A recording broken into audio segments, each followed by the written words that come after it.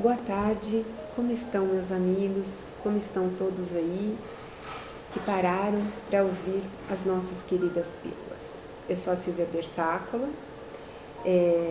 eu faço parte da Associação Médica Espírita de São Paulo, que iniciou o projeto ano passado, e agora nós estamos carinhosamente lendo e refletindo sobre o livro Caminho, Verdade e Vida, escrito pelo Espírito de Emmanuel e psicografado pelo nosso Chico Xavier.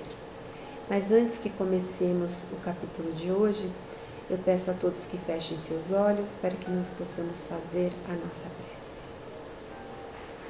Querido Mestre Jesus, pedimos ao Senhor que nos ajude, juntamente com os nossos mentores espirituais, juntamente com os médicos do espaço, com Bezerra de Menezes, para que as palavras refletidas no dia de hoje possam atingir tantos corações que necessitam tanto de uma palavra de carinho, de uma palavra de paz, de serenidade, de esperança e fé, de bom ânimo, para que apesar de todas as dificuldades que estejamos enfrentando, acordemos com o nosso coração em paz, com o nosso coração otimista, para o que tenhamos que realizar no dia de hoje. Se conosco, Mestre Jesus, hoje e sempre, que assim seja. E o capítulo hoje escolhido foi o 58, que fala ganhar. Pois que aproveitaria o homem ganhar todo o mundo e perder a sua alma? As criaturas, foi Jesus, né? É uma frase de Jesus, escrita em Marcos, capítulo 8, versículo 36. As criaturas terrestres, de um modo geral, ainda não aprenderam a ganhar. Entretanto, o espírito humano permanece no planeta em busca de alguma coisa. É indispensável alcançar os valores de aperfeiçoamento para a vida eterna. Recomendou Jesus aos seus tutelados procurassem, insistissem. Significa isso que o homem se demora na terra para ganhar na luta enobrecedora. Toda perturbação nesse sentido provém da mente viciada das almas em desvio. O homem está sempre decidido a conquistar o mundo, mas nunca disposto a conquistar-se para uma esfera mais elevada.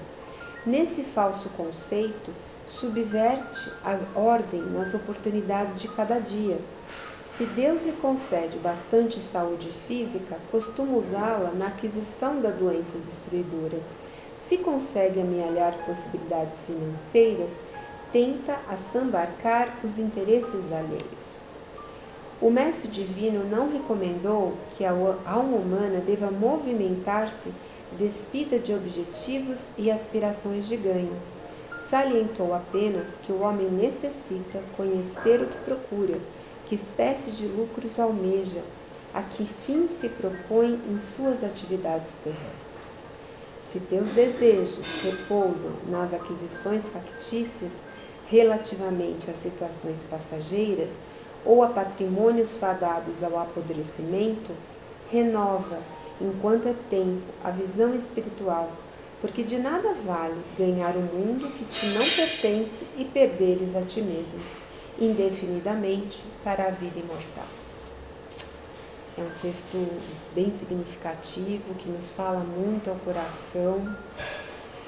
Em que momento paramos e refletimos?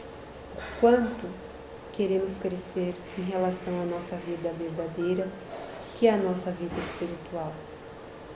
O Espiritismo nos traz o conhecimento de que a vida terrena é somente um átimo, é somente um pequeno momento diante de tantas e tantas reencarnações que já tivemos, que a vida atual é uma pequena passagem, importante porque ela é uma passagem de grande aprendizado, de grande transformação, de grande modificação de nós como alma e como espírito imortal. Será que nós paramos para pensar nisso?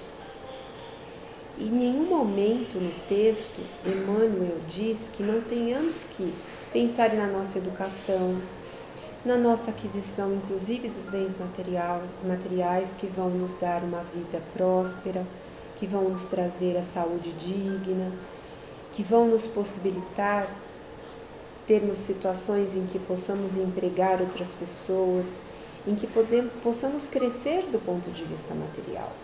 Mas o quanto saberemos dividir o excesso que amealhamos, o quanto não exploraremos outras pessoas para termos a aquisição de mais e mais bens materiais. E ao mesmo tempo, o quanto do nosso tempo, enquanto espíritos reencarnados, enquanto almas, estaremos interessados realmente em adquirir as virtudes que Jesus tão bem nos trouxe nas bem-aventuranças. O quanto estamos dispostos a refletirmos sobre a virtude da humildade, a nos rebaixarmos, a aguentarmos momentos onde somos insultados ou em momentos em que temos que dar o exemplo de abaixar a cabeça, de dar a outra face. De quanto ainda nos ressentimos, nos magoamos por aqueles que nos ofendem. O quanto não adquirimos a virtude da paz, a virtude da paciência, a virtude de que é a consciência da paz, né? O quanto temos que aguardar, o quanto não podemos nos ater somente às dificuldades terrenas, e sim do que aquilo nos traz de aprendizado e o quanto isso pode nos modificar em relação à nossa vida eterna. Falando ainda das virtudes, treinarmos a nossa abnegação, a nossa resignação, a nossa resiliência. Nesse momento de pandemia, nosso grande desafio está na resiliência. O quanto perseveramos diariamente, fiéis, acreditando de que isto é somente um pequeno momento transitório diante de toda a nossa vida. O quanto estamos dispostos a abrirmos mão de nós mesmos, a não pensarmos somente em nós, mas também nos nossos irmãos de caminhada. Será que nós temos tido tempo para refletir sobre isso? Ou somente estamos pensando naquilo que não temos, naquela vida que tínhamos e não temos mais? Será que essa vida, do ponto de vista espiritual, não está sendo muito mais proveitosa neste momento de autoconhecimento, de autorreflexão, de convivência familiar? E finalmente a virtude da caridade, não somente a material, mas da caridade moral. Estamos dispostos a não somente o autoconhecimento, mas também da nossa doação em prol dos outros? Estamos tendo bastante tempo para refletir. E é isso que eu trago para vocês, o quanto realmente estamos dispostos a nos transformar. A maior dificuldade que temos ao reencarnar é lidarmos com essas más tendências. E as bem-aventuranças, elas não vão ser adquiridas de uma hora para outra. Temos que ir passo a passo, em direção a essa melhoria, vigiando, orando. Hoje não fizemos como deveríamos fazer, ou achamos que poderíamos ter melhorado. Hoje não conseguimos, mas amanhã vamos conseguir. Vamos deixar de nos autoculpar, de nos apiedarmos de nós mesmos e nos colocarmos à luta, arregaçarmos os nossos braços e lutarmos dia a dia para sermos melhores, para construirmos um mundo melhor, uma terra de oportunidades, onde desde pequenininhos os nossos filhos aprenderão na escola como melhorarem os seus pensamentos, como retirarem esses pensamentos fixos aonde nos viciamos durante tantas reencarnações e que ainda mantemos nessa vida reencarnatória.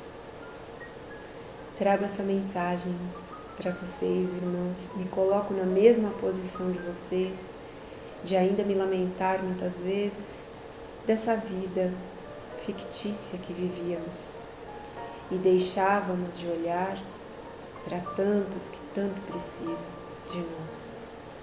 Que possamos fechar os nossos olhos e ao menos fazermos uma prece.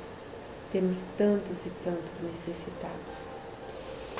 E aqui eu deixo uma frase que reconhece-se o verdadeiro espírita ou o verdadeiro cristão pela sua transformação moral e pelos esforços para dominar essas más tendências. Quem efetivamente deseja ajudar necessita elevar-se. Deixo aqui meu grande abraço a todos, uma semana bastante abençoada, de muita luta, de muita perseverança e de muita resiliência. Até mais.